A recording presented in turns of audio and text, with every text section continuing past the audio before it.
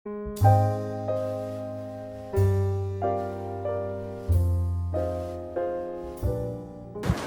Students, हम लोग आज एक इंपॉर्टेंट टॉपिक के बारे में बात करने वाले हैं।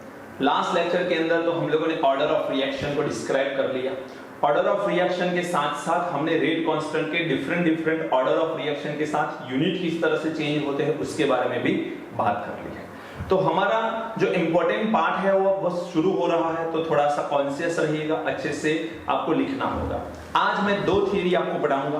One is a molecularity and second one is a order of reaction, जिसमें हम लोग कंप्लीट करेंगे जीरो ऑर्डर रिएक्शन। अब दोनों इतनी इंपॉर्टेंट थियरी है कि बोर्ड एग्जामिनेशन में भी रेगुलर इसमें से क्वेश्चंस आए हैं।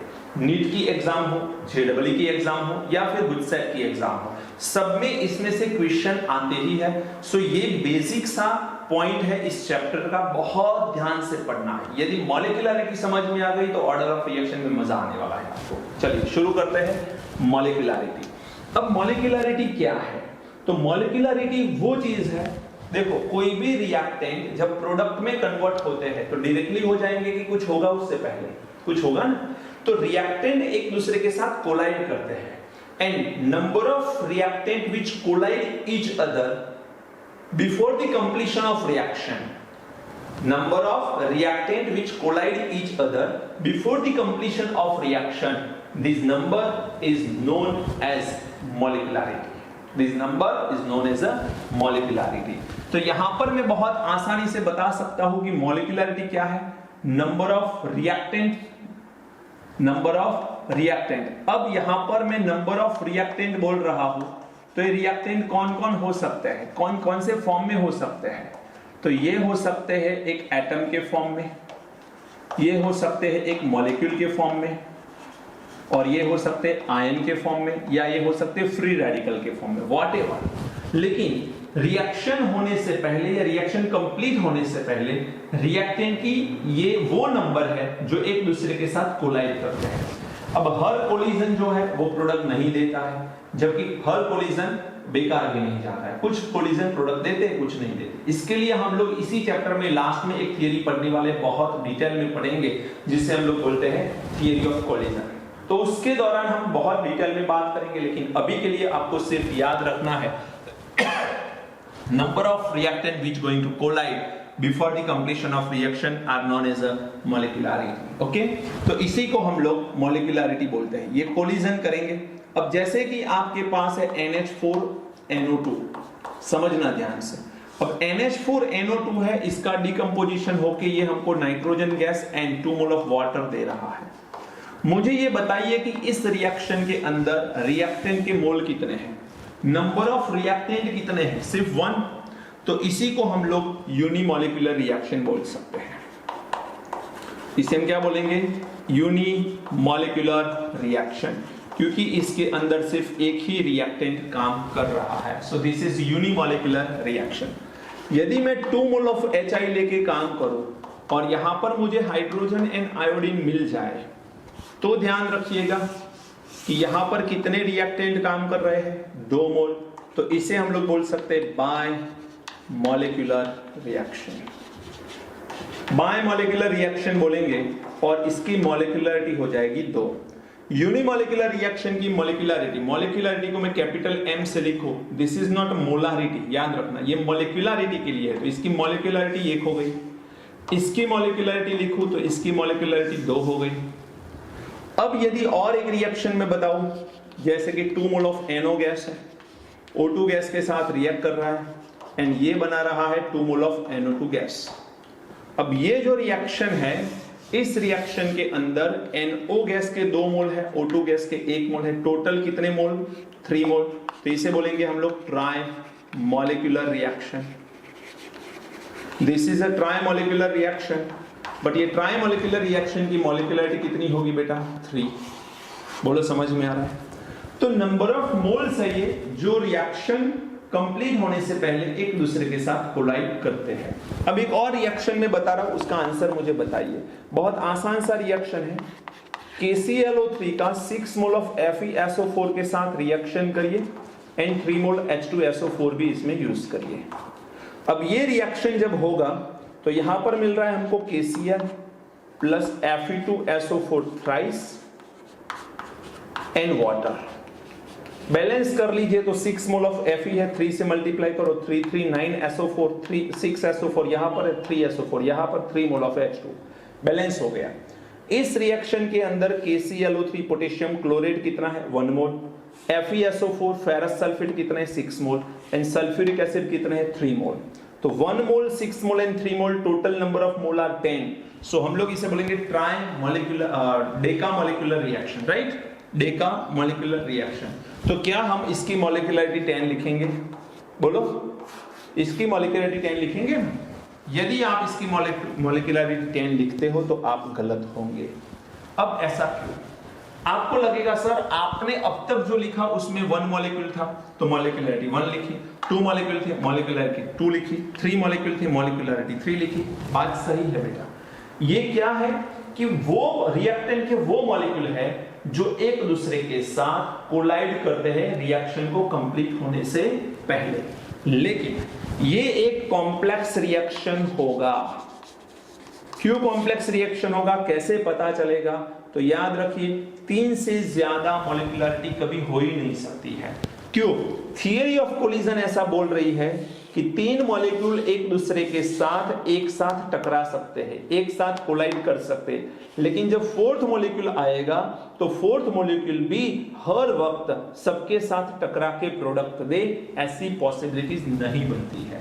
तो 3 मॉलिक्यूल भी एक दूसरे के साथ टकरा के प्रोडक्ट दे, ऐसी प्रैक्टिकली एक्सपेरिमेंटली बहुत कम पॉसिबिलिटी है। तो 4th मॉलिक्यूल या फिर 4th से ज्यादा मॉलिक्यूल की तो कोई पॉसिबिलिटी नहीं बनती है। तो ये 3 मॉलिक्यूल एक दूसरे के साथ टकराएंगे, ये चारों आपस में, ये 4th मॉलिक्यूल यहां से टकरा के कभी प्रोडक्ट नहीं दे सकता। तो यहां पर एक चीज समझ लो कि मॉलिक्यूलरिटी की नंबर मैक्सिमम 3 हो सकती है, 3 से ज्यादा नहीं हो सकती। और अब जो बता रहा हूं वो इंपॉर्टेंट पॉइंट है, बहुत ज्यादा इंपॉर्टेंट पॉइंट है। मॉलिक्यूलरिटी हम लोग सिर्फ एलिमेंट्री रिएक्शन के लिए कंसीडर करते हैं, याद रखना। मॉलिक्यूलरिटी हम सिर्फ और सिर्फ एलिमेंट्री रिएक्शन के लिए ही बता सकते हैं। कॉम्प्लेक्स रिएक्शन के लिए मॉलिक्यूलरिटी का कोई मतलब नहीं बनता है। मैं यहां पर प्रूफ भी दूंगा आपको ऐसा क्यों है वो। तो इसके लिए मॉलिक्यूलरिटी हम नहीं बता सकते। अब देखो ध्यान से, मैं जो बताने जा रहा हूं वो इंपॉर्टेंट पॉइंट है। आपके पास एक कॉम्प्लेक्स रिएक्शन है, ये प्रैक्टिकली प्रूवन है कि मैं जो बोल रहा हूं वो कॉम्प्लेक्स रिएक्शन है। H2O2 हाइड्रोजन पेरोक्साइड, आप क्या करो, अल्कलाइन मीडियम की प्रेजेंस में I- कैटालिस्ट के साथ रिएक्शन करवा लो तो ये बनेगा 2 mole of H2O and 1 O2 gas will released. ये एक रिएक्शन होगा। अब ये रिएक्शन हो रहा है तो आपको तो लगेगा 2 मोल है, ये बायमोलिक्यूलर है, बायमोलिक्यूलर है तो इसकी मॉलिक्यूलरिटी 2 बन जाएगी। बात सही है आपकी।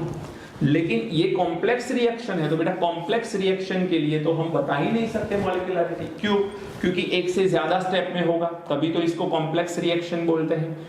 अब कौन से 2 स्टेप में होता है? देखो, पहला स्टेप होता है H2O2 रिएक्ट विद I-, ये देगा हमें H2O प्लस IO-, ये स्लो स्टेप है, प्रैक्टिकली प्रूवन चीजें होती है, याद रखनी पड़ेगी आपको। And second, how many mole here? 2 mole of H2O2, जिसमें से मैंने 1 मोल का यूज किया, सेकेंड मोल ऑफ H2O2 का यूज करिए। क्या इस प्रोडक्ट में कहीं पर भी मैंने IO- फॉर्म किया है? नहीं, तो ये IO- यहां पर यूज हो जाएगा।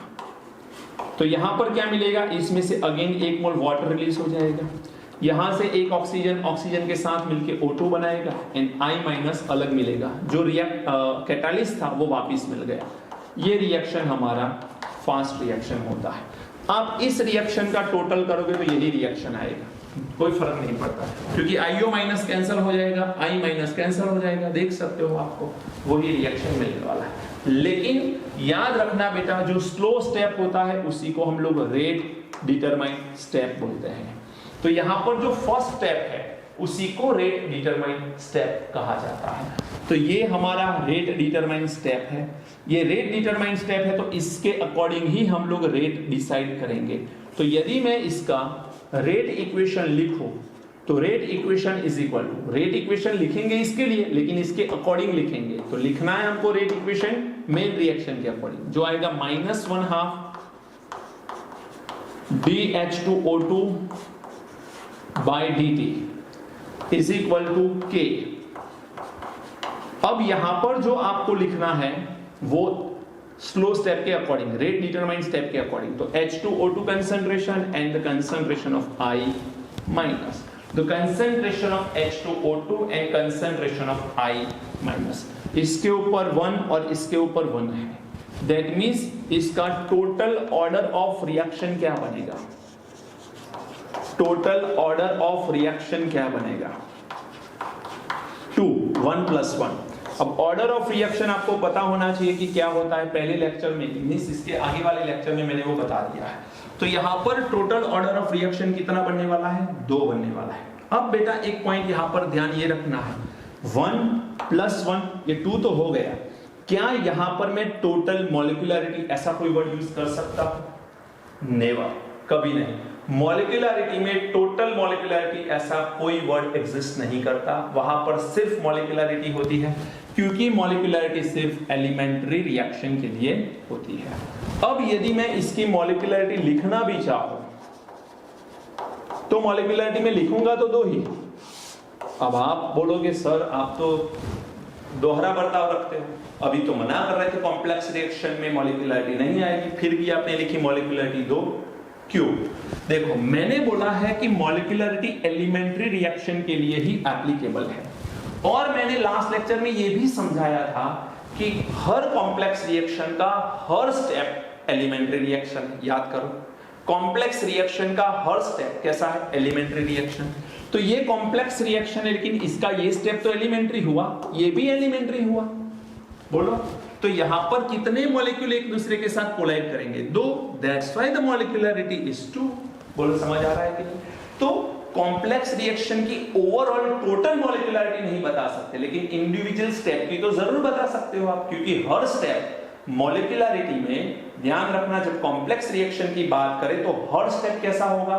एलिमेंट्री। एंड एलिमेंट्री रिएक्शन के लिए हम मॉलिक्यूलरिटी जरूर बता सकते हैं। बोलो समझ आ रहा है कि नहीं?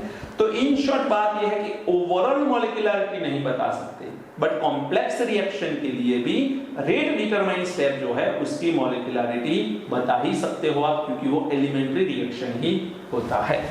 अंडरस्टूड? तो ये पॉइंट आपको ध्यान में रखना है। अब दूसरा एक पॉइंट, आपको 2 यहां पर डिफरेंस पूछे जाते हैं। बोर्ड एग्जामिनेशन में ये पूछा गया है, कई बार पूछा गया है, जिसमें है order of reaction and molecularity के बीच का डिफरेंस। बुक में आपको एज अ डिफरेंस नहीं दिया, लेकिन मैं कुछ पॉइंट बताऊंगा जिसे आपको ध्यान में रखना पड़ेगा। ऑर्डर ऑफ रिएक्शन किसे बोलते हैं और कहां पर देखने को मिलता है? तो इट इज ओनली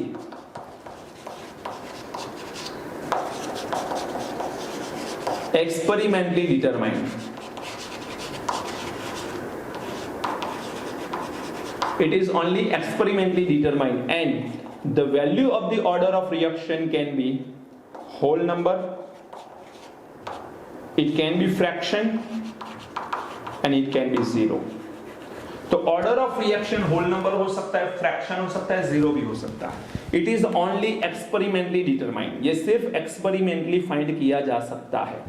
इसकी बात करें तो आप रिएक्शन लिख लो, सिर्फ नंबर ऑफ मॉलिक्यूल दिख जाएंगे और नंबर ऑफ मॉलिक्यूल से बता पाओगे आप लोग। और हमें तो किसकी फाइंड करनी है बेटा? एलिमेंट्री रिएक्शन की। एलिमेंट्री रिएक्शन जब भी कॉम्प्लेक्स में भी डिफरेंट स्टेप बनेंगे, वो सारे स्टेप एलिमेंट्री रिएक्शन होंगे। तो एलिमेंट्री रिएक्शन में नंबर ऑफ मॉलिक्यूल देख के आप बता सकते हो मॉलिक्यूलरिटी का नंबर। तो यहां पर मैं लिखूंगा it is theoretical determine and molecularity can be only whole number, only whole number। ये कभी भी फ्रैक्शन हो सकता है, कभी ऐसा हो सकता है कि 1.5 मॉलिक्यूल 2.5 मॉलिक्यूल से टकरा जाए, ऐसा हो ही नहीं सकता है कभी भी। मींस यहां पर होल नंबर, एक मॉलिक्यूल से टकराए, 2 मॉलिक्यूल एक मॉलिक्यूल से टकराए, ऐसा हो सकता है। इसका मतलब ये होल नंबर हो सकता है। 0 मॉलिक्यूलरिटी का तो मतलब ही नहीं बनता है, क्योंकि रिएक्टेंट प्रोडक्ट में कन्वर्ट हो उससे पहले 0 मॉलिक्यूल कोलाइड कर रहे हैं। कितना गंदा स्टेटमेंट लगता है, ऐसा पॉसिबल नहीं है। ओके, चलिए एक ये डिफरेंस आ गया। सेकेंड डिफरेंस की बात करें हम लोग तो ऑर्डर ऑफ रिएक्शन जो है वो दो रिएक्शन को हम अप्लाई कर सकते हैं। कौन से दो रिएक्शन? एक elementary reaction and complex reaction. दोनों के लिए ऑर्डर ऑफ रिएक्शन हम बता सकते हैं, लेकिन मॉलिक्यूलरिटी सिर्फ और सिर्फ हम लोग किसके ऊपर अप्लाई करते हैं? सिर्फ for elementary reaction we can find the molecularity. तो मॉलिक्यूलरिटी का मतलब सिर्फ एलिमेंट्री रिएक्शन के लिए है, जबकि ऑर्डर ऑफ रिएक्शन का मतलब elementary as well as complex reaction के लिए बनता है। लेकिन इसमें भी ध्यान रखना, ऑर्डर जब भी लिखो स्लोअर स्टेप के अकॉर्डिंग रेट लॉ के अंदर उसे यूज करो। आपको ऐसा पूछे, देखो इसमें से एक बहुत बढ़िया क्वेश्चन बन सकता है। आपको ये रिएक्शन दे दिया बोर्ड एग्जाम में और पूछ लिया कि इसका ऑर्डर ऑफ रिएक्शन 2Q है, तो ज्यादातर केस में आप भूल जाओगे कि इस रिएक्शन के अंदर 2 मोल है। अब 2 मोल है तो आपने H2O2 के ऊपर 2 लिख लिया, ऑर्डर ऑफ रिएक्शन तो फिर भी 2 ही आया। लेकिन आपसे क्वेश्चन पूछ सकते हैं कि ऑर्डर ऑफ रिएक्शन 2Q है, तो H2O2 की 2 पावर होने की वजह से, या H2O2 की 1 एंड I माइनस की 1 पावर होने की वजह से, तो H2O2 की 1 एंड I माइनस की पावर 1 होने की वजह से यहां पर ऑर्डर कितना आ रहा है? 2 आ रहा है। ये ध्यान रखना है। चलिए थर्ड पॉइंट, तीसरा पॉइंट यहां पर यह है कि यदि हम लोग कॉम्प्लेक्स रिएक्शन ले लें, कॉम्प्लेक्स रिएक्शन ले ले तो कॉम्प्लेक्स रिएक्शन में जो स्लो स्टेप होता है, स्लोअर स्टेप, उसके अकॉर्डिंग हम लोग ऑर्डर ऑफ रिएक्शन निकालते हैं। तो ऑर्डर ऑफ रिएक्शन निकालने का तरीका कॉम्प्लेक्स रिएक्शन के अंदर क्या है? स्लोअर स्टेप देखना पड़ता है।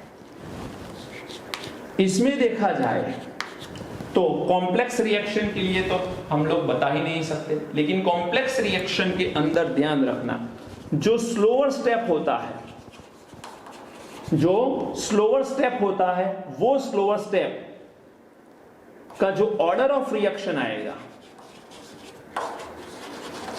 Order of reaction of slower step, वो ही उसकी मॉलिक्यूलरिटी होगी।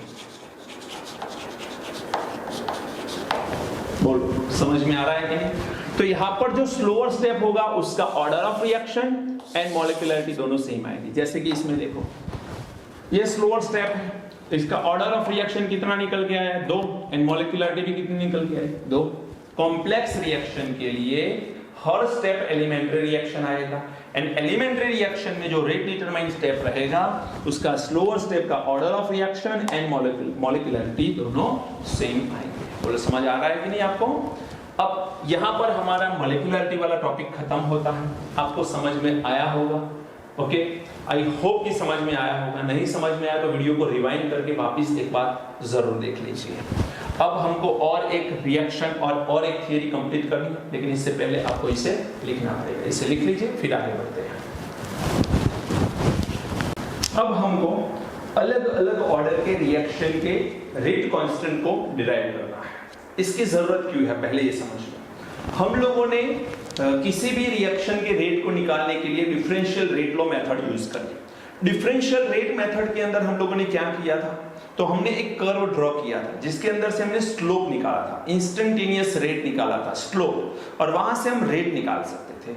लेकिन यदि कंसंट्रेशन में माइनर सा चेंज जब आएगा तब वो रेट डिटरमाइन कर पाना मुश्किल हो जाता है। तो डिफरेंशियल रेट लॉ वो सफिशिएंट और इतनी अच्छी मेथड नहीं है कि हर किसी रिएक्शन के लिए हम उसका रेट निकाल पाए। तो इसके लिए हम लोग और आगे बढ़ रहे हैं और इंटीग्रेशन रेट लॉ मेथड का यूज करेंगे। इंटीग्रेशन रेट लॉ मेथड जो है उसके अंदर पहला रिएक्शन है हमारा जीरो ऑर्डर रिएक्शन।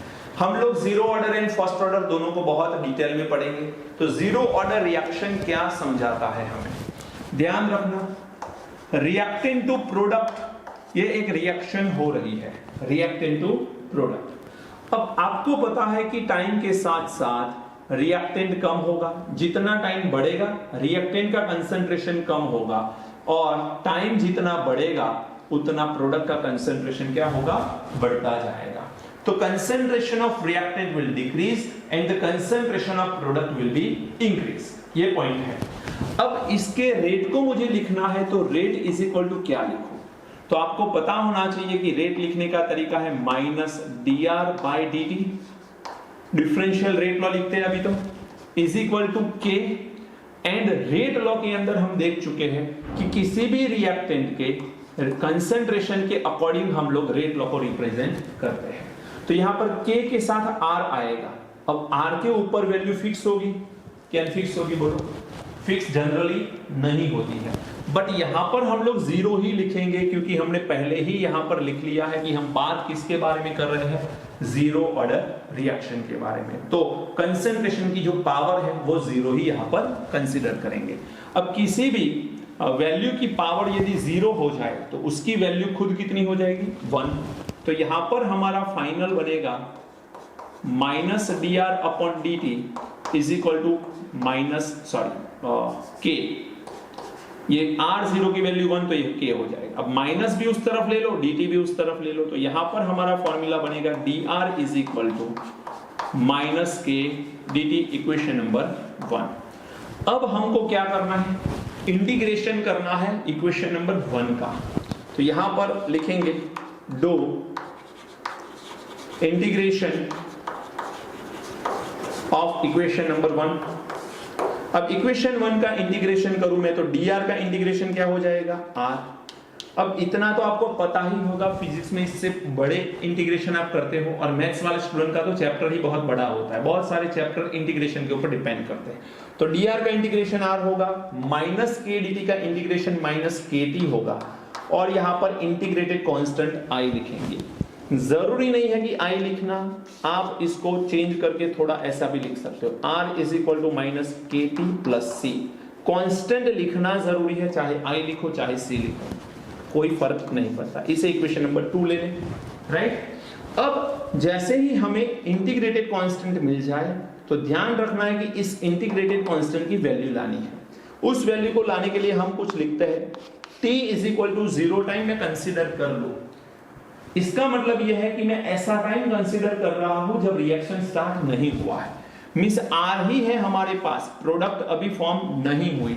तो t is equal to 0 time पे सिर्फ रिएक्टेंट होता है, उस कंसंट्रेशन को हम क्या बोलेंगे, R0 बोलेंगे। तो concentration of reactant is known as a 0 time concentration which is R0।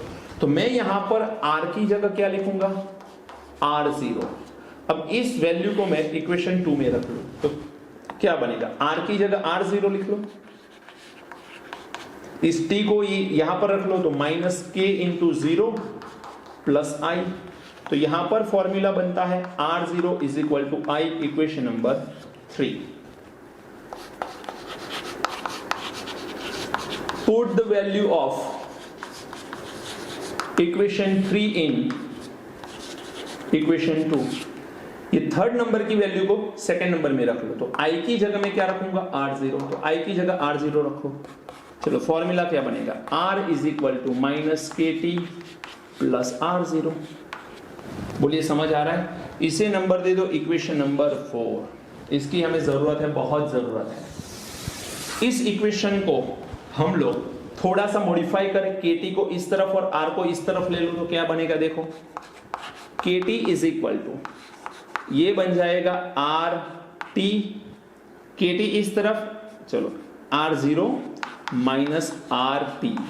अब ये आर टी कहां से आया, तो इसी को मैंने आर टी बोला है क्योंकि अलग अलग टाइम का अलग अलग कंसंट्रेशन मिलेगा। ये कंसंट्रेशन तो फिक्स होगा बट ये तो चेंज होता जाएगा, जैसे टाइम बढ़ता जाएगा रिएक्टेंट का कंसंट्रेशन कम होता जाएगा।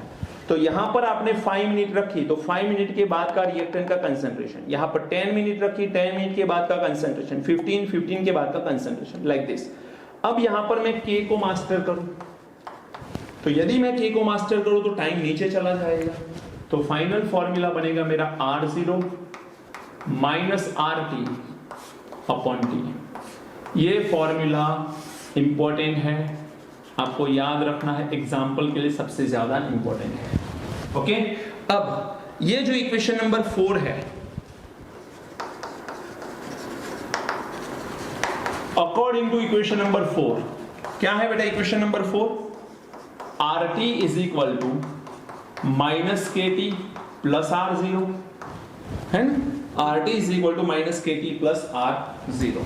अब ये जो इक्वेशन है इसमें एक काम कर लेता हूं मैं, इसको मैं कंपेयर कर लूं y is equal to m x plus c के साथ, तो यदि मैं इसको y plus m x plus c के साथ कंपेयर करूं तो आपको पता है कि y एंड x का यदि हम लोग ग्राफ ड्रॉ करें तो m हो जाएगा स्लोप एंड c हो जाएगा हमारा इंटरसेप्ट। ये तो बहुत फेमस सी बात है। तो अब मैं इस इक्वेशन के लिए कुछ ऐसा ही ड्रॉ करता हूं, तो मैं यहां पर ले लेता हूं RT और यहां पर मैं ले लेता हूं टाइम। तो यहां पर कंसंट्रेशन ऑफ रिएक्टेंट है, जीरो टाइम का जो कंसंट्रेशन आएगा वो सबसे ज्यादा होगा, क्योंकि इनिशियली हमारे पास सिर्फ रिएक्टेंट का कंसंट्रेशन होता है। टाइम जैसे जैसे आगे बढ़ेगा रिएक्टेंट का कंसंट्रेशन कम होता जाएगा और यहां पर स्ट्रेट लाइन ग्राफ मिलता है। ये ग्राफ की लाइन कभी यहां पर टच नहीं होगी, यहां पर टच हो जाए तो इसका मतलब यह है कि रिएक्टेंट का कंसंट्रेशन जीरो हो गया। That means the efficiency of the reaction is 100%। लेकिन ऐसा कोई रिएक्शन नहीं है जिसकी एफिशिएंसी 100% हो, तो हमें यहां तक उसे ड्रॉ करना है। बेटा ये जो पॉइंट है वो जीरो टाइम का कंसंट्रेशन विच इज R0, इसे हम लोग बोलेंगे इंटरसेप्ट। आपको पूछ सकते हैं जीरो ऑर्डर में इंटरसेप्ट क्या हो सकता है, तो ये हो जाएगा हमारा इंटरसेप्ट। आपने R0 वर्सेस T का ग्राफ प्लॉट किया तो बचा क्या -k, तो यहां से हमें स्लोप मिलेगा एंड ये स्लोप की वैल्यू होती है -k। तो आपको यहां से क्वेश्चन आ सकते हैं, ग्राफिकल क्वेश्चन, कि स्लोप की वैल्यू जीरो ऑर्डर रिएक्शन में क्या है तो -k, इंटरसेप्ट की वैल्यू क्या है तो R0, याद रखना है। ओके, अब ये हो गया आपका जो इंपॉर्टेंट रिएक्शन है वो जिसकी जरूरत है, ये हो गया ग्राफ। अब आपको एक और पॉइंट याद रखना है, that is half life time. Half life time, अब ये क्या होता है, कुछ स्टूडेंट के दिमाग में मिसकंसेप्शन है इसमें। मैं 11th में तो ये पढ़ा चुका हूं आपको, लेकिन अभी और अच्छे से समझो। हाफ लाइफ टाइम को हम लोग T1/2 से रिप्रेजेंट करते हैं, T1/2 से रिप्रेजेंट करते हैं। अब ये T1/2 का मतलब क्या है, तो ध्यान रखना रिएक्टेंट का कंसंट्रेशन जो भी है वो कंसंट्रेशन हाफ होने के लिए, रिएक्टेंट का जो इनिशियल कंसंट्रेशन है वो हाफ होने के लिए रिक्वायर्ड टाइम जो है उसी को हम लोग T1/2 बोलते हैं। मींस 100% कंसंट्रेशन है जो कम होके 50% हो जाएगा, इसके लिए जो टाइम कंज्यूम होगा उसी को हम लोग T1/2 बोलेंगे। अब कुछ लोगों के दिमाग में मिसकंसेप्शन क्या है, वो ऐसा है कि अभी और T1/2 होगा तो ये जीरो हो जाएगा। यदि आपने ऐसा लिख लिया तो आप गलत हो। 100% का 50% हुआ, लेकिन 50% का 50% कम होगा ना। T1/2 हर वैल्यू के 50% को डिक्रीज करता है, तो ये बनेगा 25%। अब और मैंने T1/2 जितना टाइम कंज्यूम किया तो यहां पर बनेगा 12.5%, और T1/2 मैंने दे दिया तो और 50% हो जाएगा 6.25%। ऐसे ऐसे जाके फाइनली वो जीरो होगा। तो किसी भी रिएक्शन के लिए मैंने बोल दिया T1/2 50 मिनट है या 1 आवर है, तो इसका मतलब ये नहीं है कि 2 घंटे में रिएक्शन खत्म हो जाएगा। T1/2 का मतलब है जो रिएक्टेंट उसके पास पड़ा है उसमें से 50% डिक्रीज होगा। ये ध्यान रखना, ये मिसकंसेप्शन है लोगों के दिमाग में कि जितना T1/2 होता है उसके डबल में रिएक्शन खत्म हो जाता है, ऐसा नहीं होता बेटा। ओके, अब हाफ लाइफ टाइम हम लोग जीरो ऑर्डर के लिए कर रहे हैं, तो जीरो ऑर्डर के लिए हम लोगों को पता है कि T को लेना है T1/2, तो रिएक्टेंट के कंसंट्रेशन में कितनी कटौती आएगी, जो ओरिजिनल कंसंट्रेशन होगा वो हाफ हो जाएगा। तो RT समझ लो, ये T में यदि T1/2 ले रहा हूं, सो हाफ लाइफ टाइम ले रहा हूं, तो रिएक्टेंट का कंसंट्रेशन T टाइम पे कितना बचेगा, ओरिजिनल कंसंट्रेशन का आधा, तो R0/2। ये दोनों वैल्यू को इसमें रखो, तो K इज इक्वल टू बनेगा R0 माइनस RT की जगह मैं लिखूंगा R0/2 और नीचे की तरफ आएगा ये T1/2। ये वैल्यू हमारी बन गई K की। अब इसमें थोड़ा सा और मॉडिफिकेशन करो, तो R0 में से R0/2 माइनस करो तो क्या बनेगा K, तो फाइनल रिएक्शन बनेगा R0/2 T1/2। T1/2 को मैं मास्टर करूं तो नीचे आएगा K। ये हमारा फाइनल इक्वेशन जिसकी हमको जरूरत पड़ने वाली है। जीरो ऑर्डर रिएक्शन के लिए ही है, जैसे ऑर्डर बदल जाएगा ये फॉर्मूला बदल जाएगा। For zero order reaction, for zero order reaction the T1/2 is equal to R0/2K। R0/2K। बोलो समझ में आ रहा है? अब यहां पर T1/2 जो है वो ओरिजिनल कंसंट्रेशन, रिएक्टेंट के ओरिजिनल कंसंट्रेशन के डायरेक्टली प्रोपोर्शन में है एंड रेट कांस्टेंट के इनवर्सली प्रोपोर्शन में होता है। मैंने एक चीज और बताई थी, रेट कांस्टेंट सिर्फ टेम्परेचर के ऊपर डिपेंड करता है, कंसंट्रेशन, प्रेशर जैसे कोई फैक्टर यहां पर इफेक्ट नहीं करते हैं। ओके, चलिए अब एक मैं यहां पर एग्जांपल ले रहा हूं। जैसे आपके पास है यहां पर एक निकल कैटालिस्ट और आप इसके ऊपर अमोनिया गैस को पास कर रहे हो, अमोनिया गैस को इसके ऊपर पास कर रहे हो और आप करना क्या चाहते हो? आप करना चाहते हो इसका डिकम्पोजिशन। तो अमोनिया गैस जैसे इसकी सरफेस के ऊपर आएगा, इनिशियली तो निकल की सरफेस जो है वो एम्प्टी होगी, तो यहां पर कुछ रिएक्शन हो रहा है ऐसा हमें पता चलेगा, क्योंकि निकल की सरफेस एम्प्टी है, अमोनिया आ रहा है, जैसे जैसे अमोनिया आएगा निकल की सरफेस ऑक्यूपाई होती जाएगी। इसका मतलब यह है कि निकल की सरफेस के ऊपर जब तक अमोनिया डायरेक्टली कांटेक्ट में आ रहा है हम बोलेंगे ये रिएक्शन हो रहा है, और ऐसे रिएक्शन को हम लोग फर्स्ट ऑर्डर रिएक्शन बोलते हैं। क्या बोलते हैं? First order reaction. लेकिन यदि आपने अमोनिया का कंसंट्रेशन बढ़ा दिया, वर्ड क्या बोल रहा हूं, अमोनिया का कंसंट्रेशन बढ़ा दिया, तो यहां पर निकल की पूरी सरफेस कवर्ड हो जाएगी अमोनिया से। अब एक टाइम पे पूरी सरफेस कवर्ड हो गई अमोनिया से, तो इसका मतलब ये बना कि अमोनिया 100% ये निकल के ऊपर आ गया है। अब 100% निकल की सरफेस के ऊपर अमोनिया आ गया, तो इसका मतलब ये है कि अब कोई रिएक्शन नहीं हो रहा है, क्योंकि निकल की सरफेस के ऊपर मान के चलो मैं और अमोनिया डालूं तो अमोनिया के कांटेक्ट में आएगा, निकल के ऊपर थोड़ी ना आएगा। तो जब तक अमोनिया निकल के कांटेक्ट में है फर्स्ट ऑर्डर, जब अमोनिया के कांटेक्ट में है जीरो ऑर्डर हो जाएगा। शॉर्ट में बताओ तो जब कंसंट्रेशन अमोनिया का या प्रेशर अमोनिया का कम था, ये कौन सा रिएक्शन था? फर्स्ट ऑर्डर रिएक्शन था। लेकिन जैसे ही अमोनिया का कंसंट्रेशन इंक्रीज हुआ, ये रिएक्शन हमारा बन गया जीरो ऑर्डर। बोल बात समझ में आ रही है? क्योंकि अमोनिया के कांटेक्ट में आके कुछ नहीं कर सकता, तो वो जीरो ऑर्डर बनेगा। जब अमोनिया निकल के कांटेक्ट में है वो फर्स्ट ऑर्डर। इसे प्रूव भी कर सकते हैं हम। इसका के का फॉर्मूला होता है हमारा, रेट का फॉर्मूला होता है हमारा like this, K1 into ammonia 1 plus K2 into ammonia. ये याद रखना होता है। आपको कैसे पता चलेगा कि ये फॉर्मूला है? तो बेटा आपको ये पता होना चाहिए कि सिर्फ एक्सपेरिमेंटली डिटरमाइन किया जा सकता है। तो अज्यूम दैट। अब मान के चलो कि ये हमारा अमोनिया का कंसंट्रेशन इनिशियली बहुत ज्यादा है, तो concentration of ammonia is higher. शुरुआत में लोअर लेते हैं, चलो लोअर। अब कंसंट्रेशन ऑफ अमोनिया यदि लोअर है तो इसका मतलब ये वैल्यू बहुत छोटी सी आएगी, तो प्लस के रेफरेंस में ये वैल्यू छोटी होगी, तो K2 इंटू अमोनिया की वैल्यू कैसी रहेगी? बहुत छोटी सी, क्योंकि कंसंट्रेशन ऑफ अमोनिया छोटा है।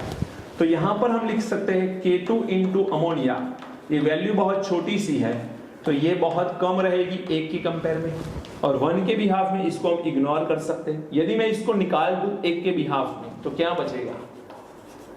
Rate is equal to K1 into ammonia, और इस अमोनिया के ऊपर क्या एक्सपोनेंट आ जाएगा? 1, जो कि है, लिखते नहीं है बट होता तो है 1। बोलो समझ आ रहा है? तो यहां पर अमोनिया के ऊपर एक्सपोनेंट आ गया 1। ये 1 क्या रिप्रेजेंट करता है? This reaction is first order reaction. कब फर्स्ट ऑर्डर रिएक्शन आया बेटा? जब लोअर कंसंट्रेशन था, तो मैंने वही लिखा था, लोअर कंसंट्रेशन पे फर्स्ट ऑर्डर रिएक्शन आएगा। अब देखते हैं हायर कंसंट्रेशन लेके। यदि मैं अमोनिया का कंसंट्रेशन हायर कंसीडर करूं, तो हायर कंसीडर करने से क्या होगा?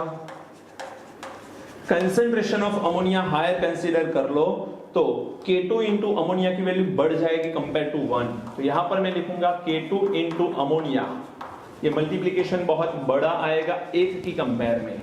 तो हम किसे इग्नोर कर सकते हैं, किसे निग्लेक्ट कर सकते हैं? 1 को। तो इस 1 को निग्लेक्ट कर लो तो रेट क्या बचेगा? बोलो रेट इज इक्वल टू आएगा K1 इंटू अमोनिया एंड नीचे आएगा K2 इंटू अमोनिया। अब यहां से अमोनिया कैंसिल आउट हो जाएगा, तो ये बनेगा K1 अपॉन K2। तो इसे एक नया कांस्टेंट ले लो K, तो रेट की वैल्यू हो गई K। अब रेट की वैल्यू k कब होती है, तो चलो यहां पर आ जाओ, rate is equal to k into r raise to 0, किसी का भी एक्सपोनेंट 0 वैल्यू 1, तो rate is equal to k कब आता है, जब जीरो ऑर्डर रिएक्शन है। तो इसका मतलब ये रिएक्शन कैसा हो गया, जीरो ऑर्डर रिएक्शन। बोलिए बात समझ में आ रही है? ओके, तो यहां पर जीरो ऑर्डर रिएक्शन हमको मिला, कब मिला बेटा, जब कंसंट्रेशन हमारा हायर था। तो हायर कंसंट्रेशन पे zero order and lower concentration पे फर्स्ट ऑर्डर, सीधी सी बात है, जब तक निकल के कांटेक्ट में अमोनिया रहेगा फर्स्ट ऑर्डर, जैसे ही कंसंट्रेशन बढ़ गया अमोनिया के कांटेक्ट में आया, ये जीरो ऑर्डर माना जाएगा। पहला स्टेप जो है वो फर्स्ट ऑर्डर माना जाएगा, उसके बाद वाले स्टेप जो है वो जीरो ऑर्डर माने जाएंगे। ओके, तो ये हो गया आपका जीरो ऑर्डर। इसमें आपको एक ये फॉर्मूला इंपॉर्टेंट है जो याद रखना है, ये कहानी पता होनी चाहिए कि कंसंट्रेशन में जीरो ऑर्डर कब हो सकता है, फर्स्ट ऑर्डर कब हो सकता है, इसकी तो जरूर पड़ेगी ही पड़ेगी आपको, और ग्राफिकल मेथड आपको याद होनी चाहिए। ये पूरी थियरी आपको एक्सप्लेन करने को पूछ सकते हैं बोर्ड एग्जामिनेशन के अंदर, 2 या 3 मार्क्स में ये थियरी आ सकती है। ओके बेटा, तो ये हाफ लाइफ टाइम पीरियड जो है उसकी थियरी हमें एक थियरी के बाद दे रखी है, पहले zero order and first order describe किया है, फिर जीरो ऑर्डर का half life time period and फिर फर्स्ट ऑर्डर का half life time period describe किया गया है बुक में। मैंने साथ में इसीलिए लिखा है बिकॉज इस तरह से पूछा जाता है ये। ओके, तो अच्छे से याद कर लीजिए, कोई डाउट है तो कमेंट बॉक्स के अंदर जरूर बताना, यदि ये वीडियो अच्छा लग रहा है तो भी कमेंट बॉक्स के अंदर जरूर बताना, वीडियो को लाइक कर लेना, पहली बार इस चैनल के ऊपर आए हो सब्सक्राइब जरूर कर लेना। कोई भी आपको कंफ्यूजन क्रिएट होता है तो भी आप मेरे से बात कर सकते हो, मेरा व्हाट्सएप नंबर भी आप लोगों के पास है तो आप व्हाट्सएप भी कर सकते हो। मेरी टेलीग्राम चैनल है परफेक्ट केमिस्ट्री लैब रजिस्टर करके, तो आप वहां पर भी ज्वाइन कर सकते हो। Thank you, God bless you.